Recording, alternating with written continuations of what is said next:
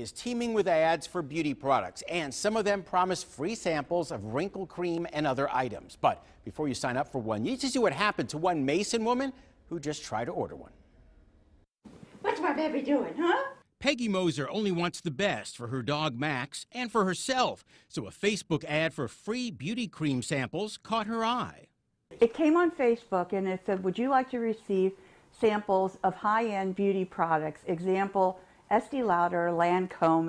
All she had to do was give a credit card for shipping. Send us $4.95, postage and handling, no strings attached. But 2 weeks later, she says, instead of name brands, she received a jar of Nuvo serum and Tranquil eye cream. Never heard of the product. You can't research the product. I don't know what's in there. But the worst part was the $89 bill that showed up on her credit card. She never saw the fine print saying if she didn't return the products in 14 days, she agreed to a recurring monthly fee.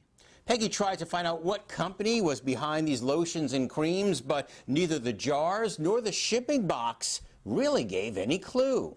And I asked where they were located, and the only answer he gave me was customer service. And I said, customer service where? In customer service. The return address, a post office box in Santa Ana, California.